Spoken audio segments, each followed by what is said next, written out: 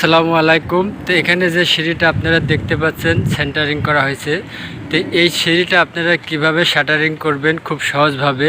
তো আজকের এই ভিডিওতে কিন্তু আমি আপনাদের সেই সমস্ত প্রসেসগুলো দেখাবো একবারে সহজ উপায়ে, যাতে আপনারা খুব সহজেই এরকম একটি সিঁড়ি সেন্টারিং করতে পারেন খুব সহজে। তো চলুন আমরা আমাদের আজকের মূল ভিডিও যেটা শুরু করি। তো ভিডিও শুরুতে আমি আপনাদের বলবো যে সিঁড়ি সেন্টারিং করতে গেলে প্রথমত আপনাকে যে কাজটা করতে হবে সেটা হচ্ছে আপনার এই যে শর্ট কলমটা দেখতে পাচ্ছেন, এই শর্ট কলমটা কিন্তু আপনাকে সঠিক নিয়মে সঠিক মাপে ঢালাই করতে হবে। তো এই শর্ট কলমটা আপনাকে সঠিকভাবে ঢালাই করতে হলে অবশ্যই কিন্তু আপনাকে এই শর্ট কলমটার মাপ জানতে হবে। আর এই শর্ট কলমটার মাপ জানতে হলে পরে আপনাকে কি করতে হবে, আপনাদের বিল্ডিংয়ের মেন যে ছাদ, এই যে এখানে যে ছাদটা দেখতে পাচ্ছেন, এই ছাদ এবং নিচের যে ছাদ আছে বিল্ডিংয়ের ভিতরে, এই ছাদের আপনার টোটাল বিল্ডিংয়ের মেন ছাদের হাইট কতটুকু, হাইটটা আপনাকে বুঝতে হলে কী করতে হবে, আপনার এই যে এক ছাদ দেখছেন এই ছাদের ফ্লোর এবং উপরে আপনার বিল্ডিংয়ের মেন যে ছাদ হবে সেই ছাদের টপ, এই বটম এবং টপ মিলে কিন্তু আপনাকে একটা মাপ বের করতে হবে আপনার ছাদের হাইটটা কত দূর। তো আমাদের এখানে যে ছাদগুলো আছে আপনারা দেখতে পাচ্ছেন, এই যে বিল্ডিংয়ের ছাদগুলো, আমাদের এই বিল্ডিংয়ের ছাদগুলো প্রত্যেকটা এক ছাদের ফ্লোর থেকে আরেক ছাদের টপ, ফ্লোর বলতে গেলে নিচের যে ছাদটা দেখতে পাচ্ছেন ওই ছাদের ফ্লোর এবং এখানকার এই ছাদের টপ, এই দুইটা মিলে আমাদের 10 ফিট আছে।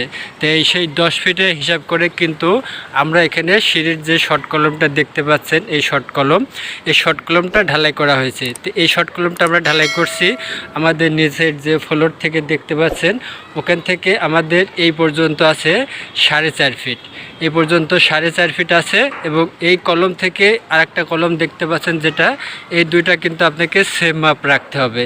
তো এই 4.5 ফিট ঢালাই করার পরে এখানে যে কুবলার কাঠটা মারা হয়েছে দেখতে পাচ্ছেন আপনারা, এই যে কুবলার কাঠ, এখানে একটা কাঠ আছে এবং ওই কলমের সঙ্গেও কিন্তু আরেকটা কাঠ আছে। এই কাঠটা আপনারা কোথায় মারবেন, এই কাঠটা মারতে হলে আপনারা এই যে কলমটা 4.5 ফিট আছে, এই কলমটা আপনাকে 4 ফিট 5 ইঞ্চিতে এই কুবলার কাঠটা মারতে হবে। এই কুবলার কাঠটা মারার পরে উপরে যখন আপনারা এখানে আরেকটা কাঠ দেবেন তাহলে কিন্তু এটা 4.5 ফিট হবে। এবং এর পরবর্তী এটা আমাদের যে ল্যান্ডিং, এই ল্যান্ডিংটা 6 ইঞ্চি ঢালাই হবে। এই ল্যান্ডিংটা 6 ইঞ্চি ঢালাই হওয়ার পরে আমাদের এটা 5 ফিট হবে। এবং পরবর্তী যখন আমরা এটার উপরে আরেকটা সিঁড়ি করব, ওইটারও এখানকার যে ঢালাইটা হবে, এই যে এরকম যে ল্যান্ডিংয়ের ঢালাই, এই ল্যান্ডিংয়ের ঢালাই সহ 5 ফিট। তাহলে টোটালে আমরা এই ছাদের যেটা ফ্লোর এবং উপরকর ছাদের টপ সহ কিন্তু আমরা 10 ফিট পেলাম। এখন বিষয় হচ্ছে, দেখুন আরেকটা মাপ আমি আপনাদের দেখাই।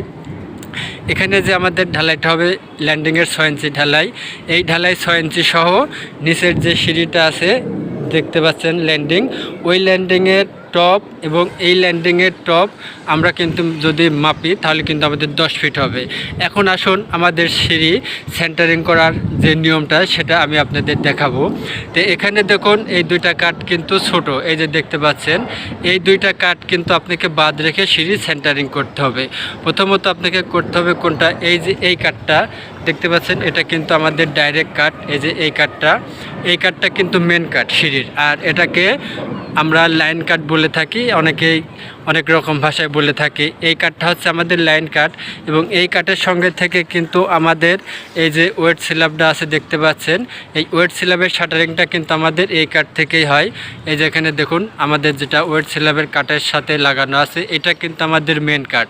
তো প্রথমত আপনাদের এই মেন কাঠটা লাগাতে হবে, এইটা যেটার সঙ্গে দেখতে পাচ্ছেন ওয়েট স্ল্যাব লাগানো, এই কাঠটা লাগাতে হবে। তো এই কাঠটা লাগাতে হলে আপনাদের কি করতে হবে সেটা আমি আপনাদের এখন দেখাই।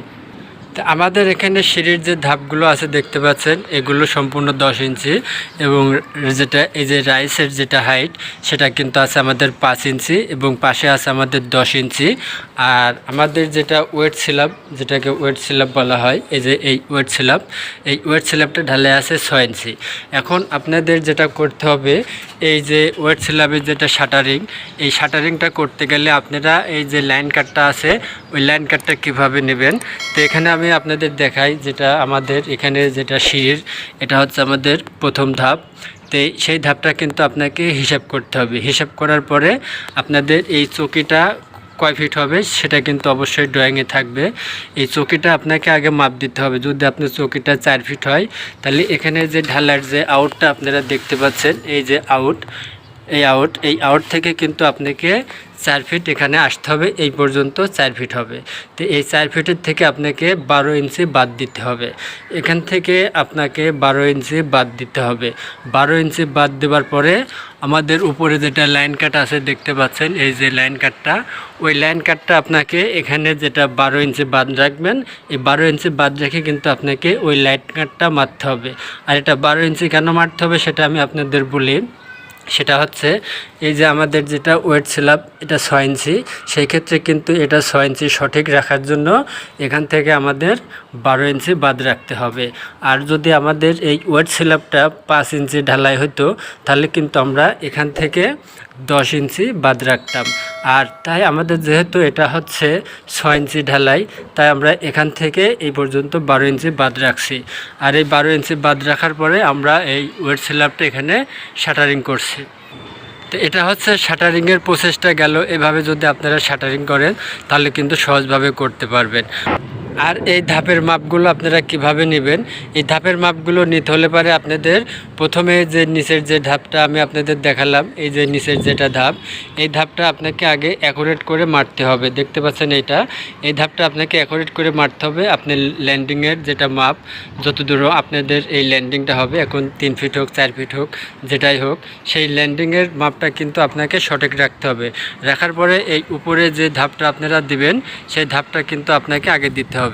দেওয়ার পরে আপনারা নিচের যে ধাপটা আছে, এই যে একেবারে উপরে যেটা দেখতে পাচ্ছেন, এই ধাপটা আপনারা মাপ দেবেন। যেহেতু আমাদের এটা 12 ধাপের সিঁড়ি, সেক্ষেত্রে কিন্তু আমাদের জায়গা লাগে 110 ইঞ্চি। আর এই 110 ইঞ্চি কীভাবে হয়, হয়তো অনেকে কমেন্ট করতে পারেন যে ভাই 12টা ধাপের জন্য তো 10 ইঞ্চি করে হলে 120 ইঞ্চি জায়গার প্রয়োজন হয়। হ্যাঁ ভাই, সঠিক, 120 ইঞ্চি জায়গার প্রয়োজন হয়। আবার 110 ইঞ্চিতেও আপনার 12টা ধাপ হয়। 110 ইঞ্চিতে 12টা ধাপ এই জন্য হবে, আমি আপনাদের বোঝাই। এই যে দেখুন, আমাদের যেটা প্রথম ধাপ এইখানে আসবে, এইখানে আমাদের কিন্তু প্রথম ধাপটা আসবে। এই যে দেখতে পাচ্ছেন যেটা লাইন কাটের কাট, এই কাটের থেকে কিন্তু আমাদের ধাপটা এইখানে আসবে। আর এইখান থেকে আমরা যদি এই ধাপটা বাদ দিয়ে গুনি, তাহলে কিন্তু আমরা 11টা ধাপ পাবো। আর 11টা ধাপের জন্য আমাদের 110 ইঞ্চি জায়গার প্রয়োজন হয়।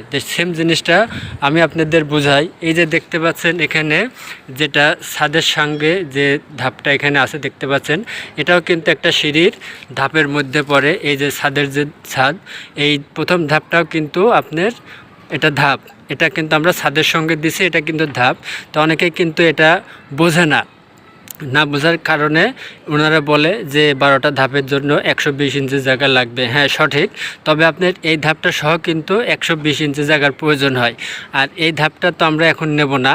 আমাদের যেহেতু এই যে ল্যান্ডিংয়ের যেটা প্রথম ধাপ এখানে দেখতে পাচ্ছেন, ওই ধাপটা সহ যদি আমরা গুনে আসি, তাহলে কিন্তু আসার পরে আমাদের এই ছাদের যে ধাপটা, এই ধাপটা সহ কিন্তু আমরা 12টা ধাপ পাবো। আর এই ধাপটা তো আমরা আগেই নিয়ে নিচ্ছি এই ল্যান্ডিংয়ের সঙ্গে, যেটা প্রথম ধাপ মারবো, সেই প্রথম ধাপটা বাদ রেখে কিন্তু আমরা 110 ইঞ্চি জায়গা যদি এইখানে নিয়ে আসি, তাহলে কিন্তু আমাদের সিঁড়ির 12টা ধাপই সম্পূর্ণ হবে। এই হলো আজকের ভিডিওটা ভালো লাগলে একটা লাইক দিবেন, চ্যানেলে নতুন হলে সাবস্ক্রাইব করে রাখবেন। আর সবাই ভালো থাকবেন, ধন্যবাদ।